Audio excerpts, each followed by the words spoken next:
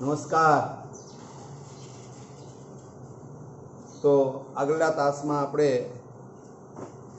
ભૂખથી ભૂંડી ભીખમાં જોતા હતા કે સુંદરજી શેઠ જે છે એ કાળુને સમજાવી રહ્યા હતા કે ભાઈ અમને નથી ગમતું, પરંતુ અમારે આ ધર્મનું કાર્ય કરવું પડે છે।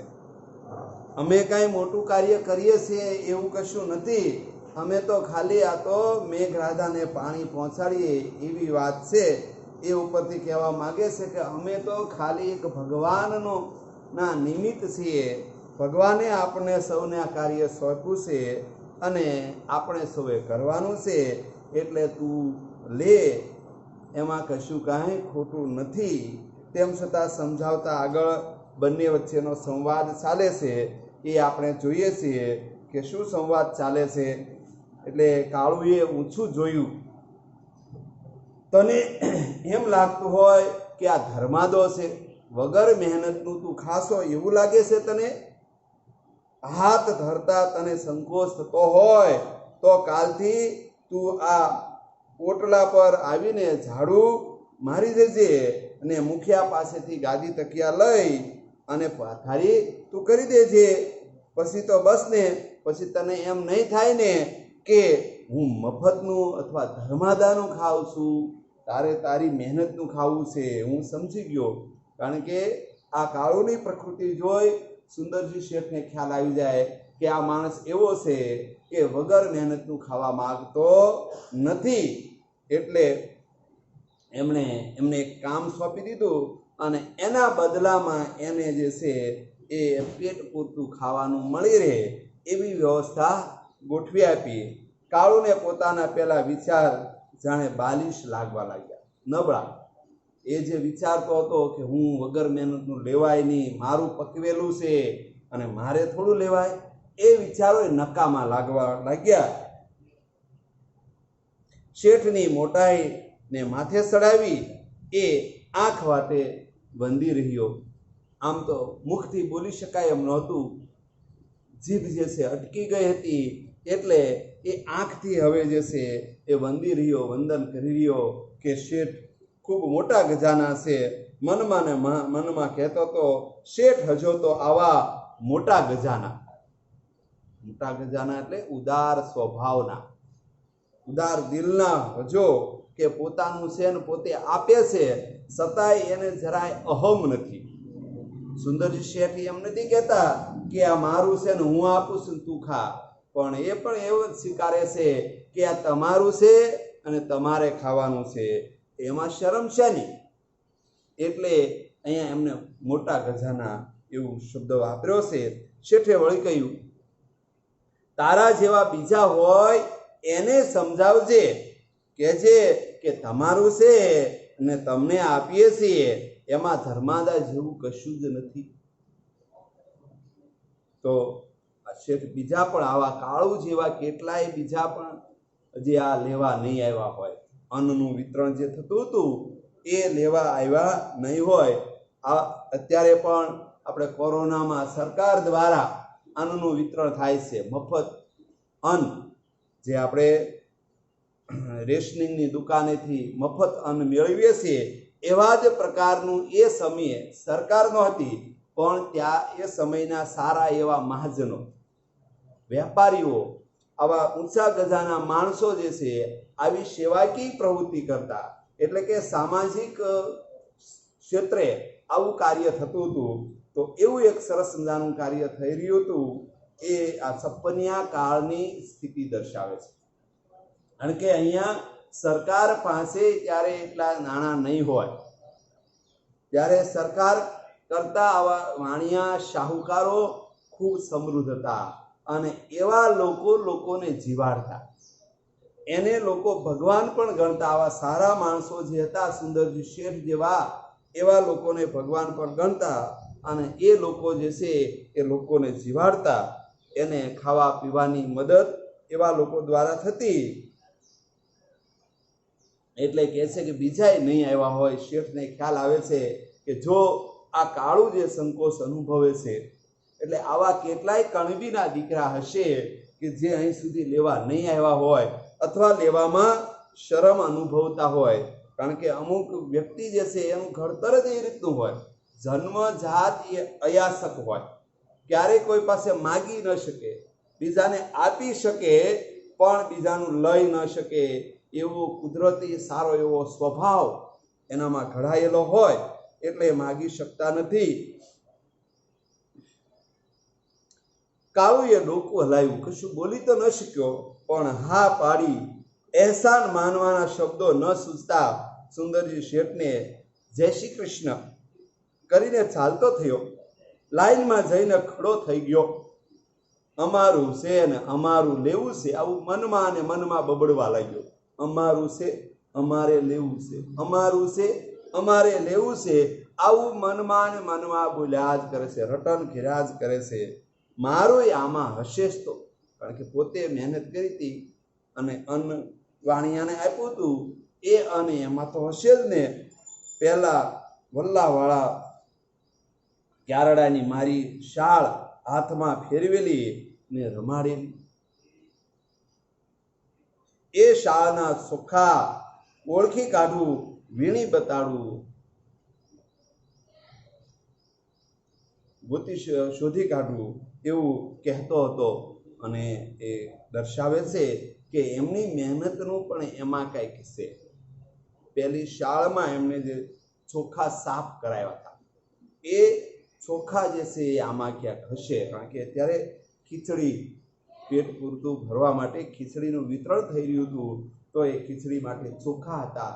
એ ચોખા જે છે એ પોતે જે પકવ્યા હતા એ જ કદાચ હશે, અને જો એ હું ઓળખી બતાવું તો જ સાચો, એમ પોતાની જાત સાથે એ વિચાર વિમર્શ કરે છે.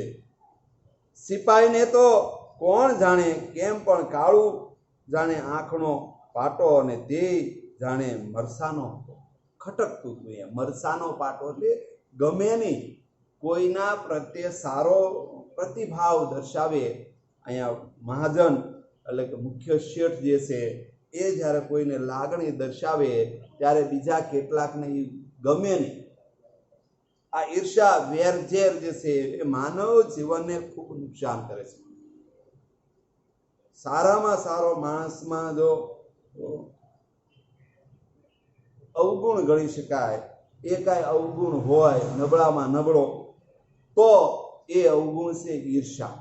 કોઈનું સારું જોવું નહીં, અને જરાક કોઈનું સારું થાય એટલે તરત એને એ વિરોધાભાસથી જોવું, એટલે અહીંયા ખટકતું હતું. પણ ફોજદાર જેને સલામ ભરતા હતા એવા ખુદ શેઠની જ એના પર મહેરબાની ઉતરી.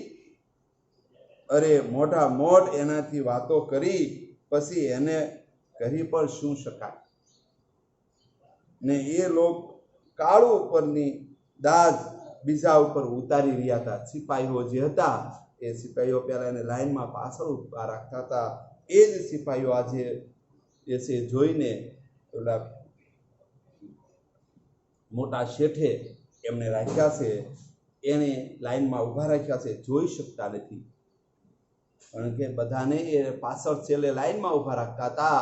અને અહીંયા તો આને પહેલા આગળ લાઈનમાં ઊભો કરી દીધો, કાળુને આગળ ઊભો કરી દીધો. એ આ સિપાહીઓ જોઈ શકતા નહોતા. પાલનહાર જોયા હોય તો બરાબર હારમાં ઊભો રહે. પાલનહાર શેઠ જે છે એ પાલનહાર હતા, આજે બધાને મદદ કરતા હતા. એટલે મદદ કરનાર ભગવાનની માફક એ પાલનહાર હતા. હવે તે એને જોઈ લીધા હોય તો હવે તું લાઈનમાં ઊભો રહે. એ દોઢ પાછળ ખીચડી ફાટેલા ધોતિયાની ફડકમાં સાળ જે છે, ધોતિયું હતું એની સાળ લબડતી હતી, એટલે ફડકમાં લઈને રવાના થતા કાળુને હસવું આવ્યું. આ તો બાવાના બેય બગડ્યા. બાવાના બેય બગડ્યા એટલે એકે બાજુના ન રહ્યા. ન આ પોતાની પ્રતિષ્ઠા રહી કે ન એ ખીચડીથી કાંઈ પોતાનું પેટ ભરાવાનું. જો આંગળી એનાથી જીવન જીવી જવાના હોત તો બરોબર, પણ અહીંયા તો પ્રતિષ્ઠા ક્યારે નહીં માગવું, હાથ નહીં લાંબો કરવો, આ જે એની ટેક હતી, નિયમ હતો, એ તૂટ્યો. અને બીજી બાજુ તો હવે શેર પાછળ ખીચડી ખાઈને થોડા સમયમાં પાછા ભૂખ્યા ને ભૂખ્યા. કઈ એમાં આખું જીવન થોડું ચાલવાનું છે, પણ કરે શું હવે? બંને ખોયું, બે બગડ્યા, એના જેવો ખેલ થયો. તે કઈ ખોય અને જીવ પણ ખોવાનો પોતાનો નિયમ હતો, એ પણ એને છોડવો પડ્યો. અને જીવય હવે જશે, કારણ કે 1.5 પાસેર ખીચડી એટલે કિલો જેટલી ખીચડી, થોડી ખીચડી આપે તો આટલામાં શું થવાનું? એનું કાંઈ પેટ ભરાવાનું નથી. કદાચ એકાદી વખત પેટ ભરાય, પણ કાંઈ આખું જિંદગી એને એનાથી ચાલવાની છે? નથી ચાલવાની. એટલે ખૂબ દુઃખી થાય છે. લીધા પછી પણ માણસ દુઃખી થાય છે. જો ખરેખર આ માણસની કેટલી નિષ્ઠા, પોતાની મહેનતનું ખાવાની. વાસ્તવમાં વાત આ જોવાની છે. પરિસ્થિતિ એક બાજુ રહે, પણ એ સમયે માણસોમાં કેવા સ્વભાવો હતા, કેવા નિષ્ઠાવાન માણસો હતા. એમની પણ અહીંયા પન્નાલાલે વાત કરી છે કે ક્યારેય કોઈનું માગવું નહીં. આવા માણસો હતા. આજે એ પરિસ્થિતિ ઉલટાઈ ગઈ છે. માગ્યું મળે ત્યાં સુધી બીજું કઈ ઉપાય ન શોધે. એટલે પણ એ સમયની પરિસ્થિતિ અલગ હતી. અત્યાર સુધી તો 1.5 પાસેર પણ મકાઈ, કોદરા સરખું નકરું ધાન મળતું હતું. જ્યારે આ તો કાળુના જ શબ્દોમાં કહીએ તો એક ઓડકાર ખાતામાં જ 1.5 પાસેર ખીચડી જે છે એ હજમ થઈ જાય, એટલે પચી જાય. એકવાર ખાધું, ઓડકાર ખાધો, પૂરું. તો હવે એકવાર હાથે માગવું શા માટે? ને વાટ જોતી ઉભેલી રાજુને કહ્યું, રાજુ, પેલા કેનારા ખરું કહી ગયા કે રામ તારી કેવી ગતિ, કે કુણ કમાઈને કુનાવતી. આપણું તો કપાળે કાણું ને આમાં ખોબોય કાણો નીકળ્યો.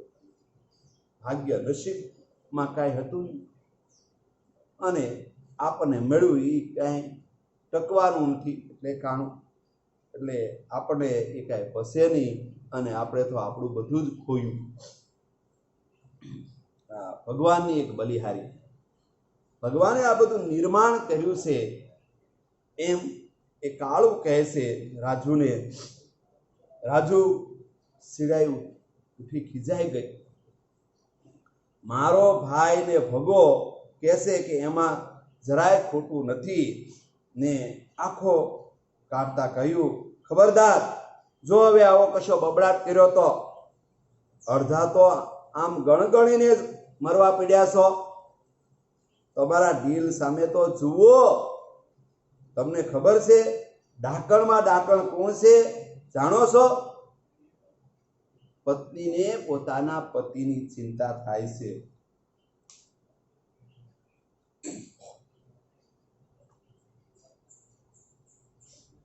પત્નીને પોતાના પતિની ચિંતા થાય છે.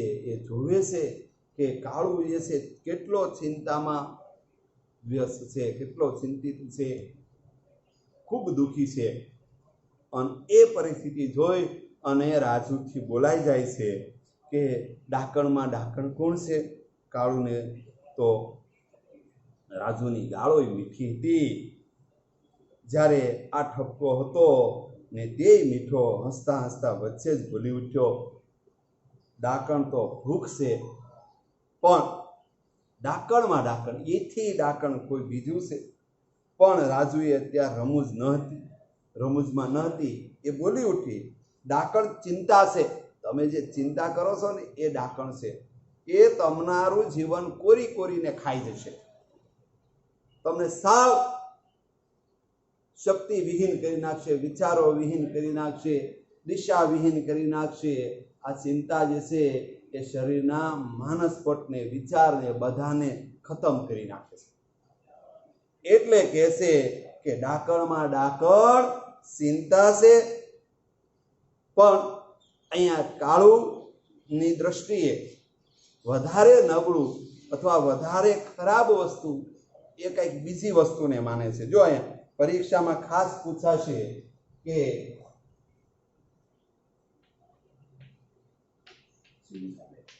આ રાજુ કહે છે. રાજુ એટલે કાળુની પત્ની, અહીંયા જે પત્ની સ્ત્રી પાત્ર છે એની અહીંયા વાત કરી છે. જ્યારે ડાકણ જે છે, જો ખાલી તમને એમ કે ડાકણ કોણ, તો એ ભૂખ છે. પણ એથી આગળ અહીંયા વાત કરી છે, એથી આગળ કે ડાકણમાં ડાકણ સૌથી વધારે નબળું અથવા ખરાબ વસ્તુ શું છે એમ અહીંયા કહેવા માંગે છે, તો એ છે ભીખ. અને ડાકણમાં ડાકણ શું છે? ડાકણમાં ડાકણ તો યાદ રાખજો, ખાસ પ્રશ્ન પૂછાય તો ડાકણમાં ડાકણ છે એ ભીખ છે. ડાકણ જે છે એ ખાલી ડાકણ પૂછે તો તમારે ભૂખ લખવાનું. અને રાજુની દ્રષ્ટિએ એમ પૂછાય કે રાજુની દ્રષ્ટિએ ડાકણ કોણ, તો ચિંતા. જો 3 પ્રકારના આમાંથી પ્રશ્નો નીકળી શકે, 3 પ્રકારના પ્રશ્નો તમને પૂછશે, એટલે બરોબર સમજીને એનો આપણે જવાબ આપવાનો છે. ડાકણ માત્ર પૂછે તો ભૂખ, રાજુની દ્રષ્ટિએ ડાકણ કોણ, તો ચિંતા, અને ડાકણમાં ડાકણ કોણ, તો એ ભીખ છે. કારણ એનું કારણ પણ અહીંયા આપ્યું છે, આગળ જુઓ તમે પાઠમાં એ બધું જોઈ શકશો.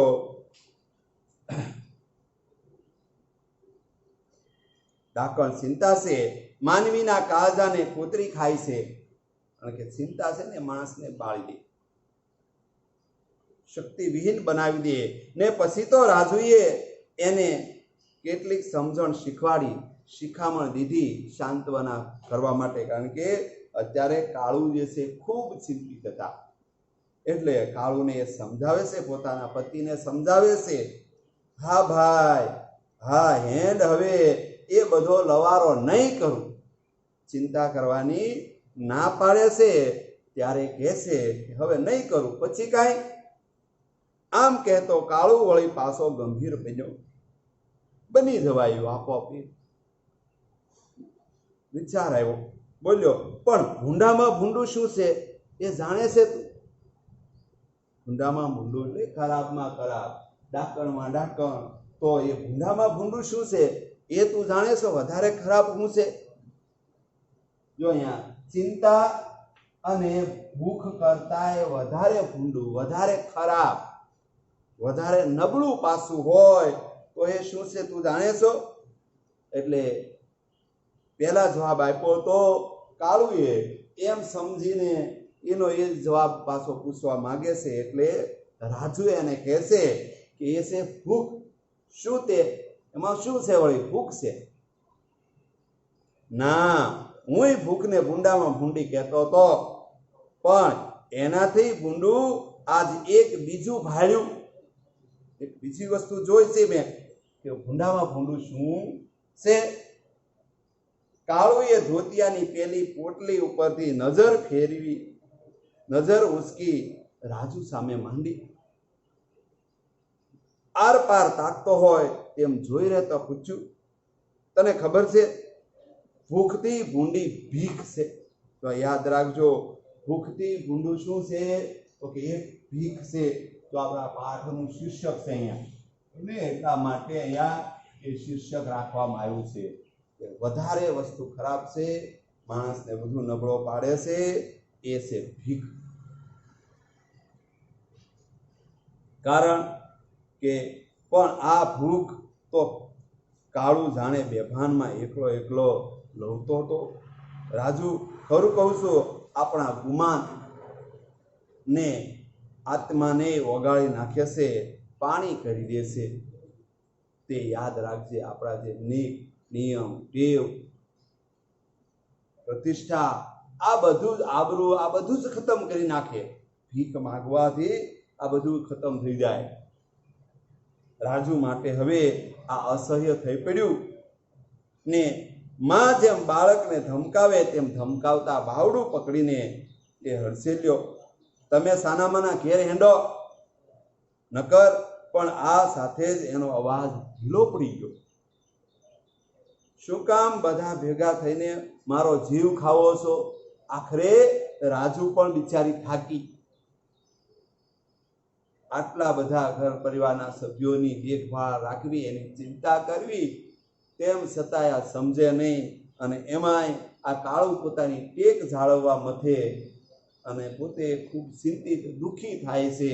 આ બધું હવે રાજુથી જોવાતું નથી. એટલે આખરે એ પણ છેલ્લા શબ્દોમાં કહી દેશે કે શું કામ મારો તમે બધા જીવ ખાવો છો? કહેતા પહેલા 2 છોકરાની અડસેલ્યા. આના કરતા તો હું જ મરી ગઈ હોત તો સારું થાત, કે મારે આ બધી દુઃખ ચિંતા આ બધું સહન ન કરવું પડત. આજે રાજુને સૌથી વધારે ચિંતા, સૌથી વધારે મુશ્કેલી તો રાજુને છે, કારણ કે એમની જવાબદારી છે આ ઘરના સભ્યોને બધાને ખવડાવવાની, એની દેખભાળ રાખવાની. એટલે એ બિચારી ખૂબ દુઃખી થાય છે અને દુઃખના કારણે એને ન બોલવાના શબ્દો બોલાઈ જાય છે.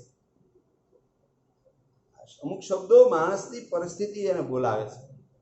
કઈ કોઈને મરવું સારું લાગે નહીં, પણ આજે પરિસ્થિતિ નિર્માણ જ એવી થઈ છે તો કરે શું? એટલે એનાથી બોલાઈ ગયું.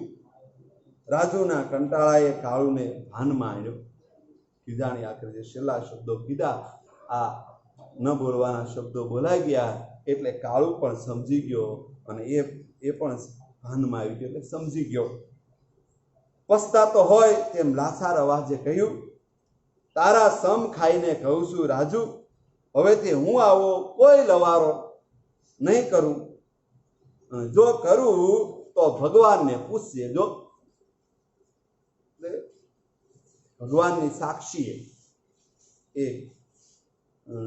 નક્કી કરે છે, નિયમ બનાવે છે કે હવે હું આવો લવારો નહીં કરું, નહીં બોલું, બસ. તો હેંડો સાના માના તે કાળુ આજ્ઞાંકિત પુત્રની જેમ આગળ થઈ ગયો. પેલા 2 છોકરા સાથે ચાલવા લાગ્યો. કાળુએ ન બોલવાના સોગન ખાધા હતા, બાકી એનું અંતર તો પાસા ફરતા ને શેરીમાં ભટકતા પોતાના બાંધવોની હાલત જોઈ બળે વળી ગયું હતું. કપડેલ તે દેદાર તો બેહાલ હતા જ. એટલે પરિસ્થિતિ તો ખૂબ બધાની નબળી હતી, મુશ્કેલી તો ખૂબ હતી. અને એમાંય વળી ખાવાનું નહોતું મળતું. સૌએ મુશ્કેલીમાં હતા અને એ કેટલાક લોકો બિચારા લેવાય નહોતા જઈ શકતા, માગી પણ નહોતા શકતા. આ પરિસ્થિતિ ખૂબ ભયાનક હતી. એટલે કહેશે કે વધારે મુશ્કેલીવાળી સ્થિતિ હતી ને કાળુની આંખમાંથી ડબ ડબ કરતા આંસુ એ સરી પડ્યા. મનમાં ને મનમાં એ કહી રહ્યો, અડધો અષાઢ ગયો તોય ના આવ્યો, અડધો અષાઢ ગયો ને તોય વરસાદ ન આવ્યો. ત્યારે હવે ખાંડણિયામાં માથું ને ધીમો કેમ? રામ, હે ભગવાન, તો હવે તો બધાને મારી નાખ, ખતમ કરી દે. વરસાદ તો તું વરસાવતો નથી, તો હવે બધાને મુશ્કેલીમાં, ખાંડણિયામાં એટલે મુશ્કેલીમાં તો બધા છે જ. બધાનું માથું ખાંડણિયામાં એટલે બધાનો જીવ મુશ્કેલીમાં છે. તો હવે તું બધાને મારી નાખ. તું શા માટે ધીરો છો? બધાને એ કરી અમને બધાને મારી નાખ, કારણ કે હવે એ અમારાથી આ જોવાતું નથી, આ પીડા અમારાથી સહન નથી થતી. એટલે ભગવાન, તો હવે મારી નાખ. આ દોઢ પાછેર ખીચડી વળી શું કામ? હવે તો ઝીકવા જ માંડ, મારવા જ માંડ, નથી વેઠાતા. રામ, ભૂખે નથી વેઠાતી ને આ ભીખોય માગવું એ ગમતું નથી અને ભૂખ્યાય નથી રહેવાતું. ભૂખને કારણે માગવું પડે છે. એટલે હવે ભગવાન, તું અમને મારી નાખ, માટે ઝીકવા જ માંડ. પણ મકાનનો ઓટલો સડતા ખુદ કાળું જ ઝીકાઈ પડી ગયો, ઓટલા પર ઢળી ગયો. પછી એ તો ગરમ વિચારને લીધે ઢળી ગયો. વિચારે સતત એને ચિંતા થયા કરતી હતી. એના કારણે કે ભૂખને કારણે, ભૂખ્યો હતો, ખાધું નહોતું ઘણા સમયથી, એટલે ભૂખને કારણે એ પીડ્યો હોય. ગમે તેમ પણ અત્યારે તો એ પોતાના ઘરના ઓટલા પર પીડ્યો છે. ત્યાં અહીંયા પાઠનો અંત આવે છે. સરસ મજાનો પાઠ છે. અહીંયા આપણને ઘણું બધું શીખવાડી દેશે. જો હવે દરેક બાળકોને ખાસ સૂચના કે તમે યુટ્યુબની અંદર માનવીની ભવાઈ નામનું પિક્ચર છે, એમની અંદર જોશો તો તમને આખો આ પાઠ જે છે એ દર્શાવેલો છે, તમને સમજાઈ જશે. પણ એ સમયની અનુકૂળતાએ જોવાનો છે. એવું નહીં કહેતા કે અમારા સાહેબે આ કીધું છે જોઈ નાખો. જ્યારે તમને સમયની અનુકૂળતા થાય ત્યારે એક વખત એ પાઠ જોઈ જોજો. પિક્ચર છે જોઈ લેજો, પણ એમાં જોવા જેવું છે જોજો, ન જોવા જેવું ન જોતા. બરાબર ને? તો અહીંયા આ સપનિયા કાળમાં કેવી પરિસ્થિતિ, માણસની એકવાર સ્થિતિ છેલ્લા સ્ટેજે હોય અને એકવાર ખૂબ સારી પરિસ્થિતિ હોય, એટલે કે એક વખત માણસને ખૂબ દુઃખ પડે અને પછી માણસ જો સુખમાં આવે ને તો જ એ માણસને સુખની કિંમત થાય. આજે કેટલાક બાળકોને, કેટલાક લોકોને નથી સમજાતું. ઘરે માતા પિતા સમજાવે, પરિસ્થિતિઓ વિશે વાત કરે કે કેવી પરિસ્થિતિમાં અમે તમને ભણાવીએ છીએ, પણ બાળકો જરાય ધ્યાનમાં ન લે, કારણ કે એને એવી ક્યાં પરિસ્થિતિ અનુભવી છે. પણ એ અનુભવવા કરતાં સાંભળીને સમજી જવું ને એ વધારે ઉત્તમ છે. એટલે કદાચ આવી પરિસ્થિતિ આવે તો પણ એમાં જીવન જીવતા દરેકે શીખવું જોઈએ.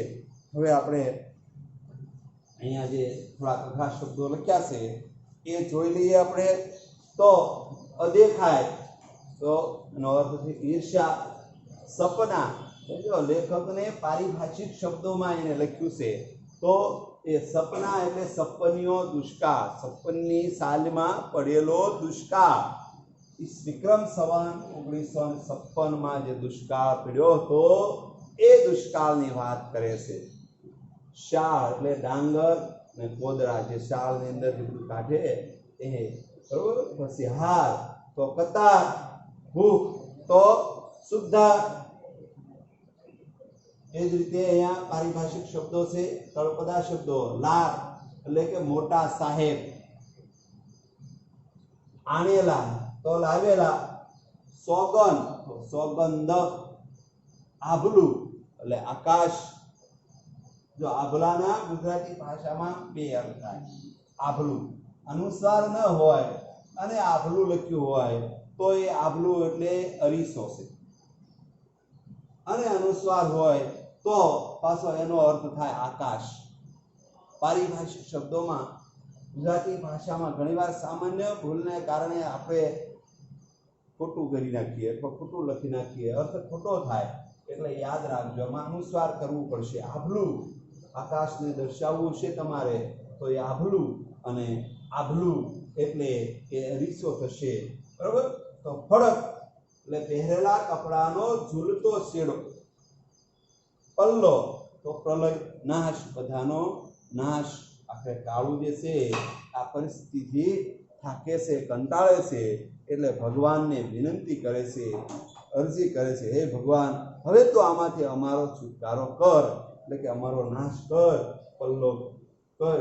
પેટીયું તો રોજી, પેટ માટે મજૂરી કરીને જે કાંઈ ખાવાનું મેળવીએ છીએ એને પેટીયું કહેવાય. તો એ અહીંયા સપનિયા કાળમાં, અને એમાં શબ્દ જો અહીંયા પ્રયોગ કર્યો છે લેખકે કે ભૂખથી ભૂંડી ભીખ. ખરાબમાં ખરાબ વસ્તુ કાંઈ હોય તો છે ભીખ, એટલે કે આપણે કોઈની પાસે ભીખ ન માગવી પડે એવી એ બાબતનું ધ્યાન રાખવાનું. ખરાબ છે એ વસ્તુ સારી નથી. ઘણા લોકો એવું માનતા કે ભીખ માગીને વગર મહેનત કરીને આપણે આપણું જીવન ગુજારી લઈએ, પણ એમાં કશું જ નહીં. એ ખરાબમાં ખરાબ વસ્તુ છે. હા, કોઈને આપવું એ સારી વસ્તુ છે, પણ કોઈની પાસેથી લેવું ને એ તો માનવ ભાવનાઓથી અલગ છે, માનવી સંસ્કૃતિથી અલગ છે, આપણી સંસ્કૃતિથી અલગ છે. આપણી સંસ્કૃતિમાં માગવું નથી, એ આપવું છે. કોઈને ભેટ આપવું, ધરવું એ સંસ્કૃતિમાં લખેલું છે. એટલે કોઈએ માગવું પડે એવું કરવું નહીં, બરાબર ને? એવું અહીંયા સરસ મજાનો સંદેશો આ પાઠમાંથી આપણને મળે છે, બરાબર ને? સરસ.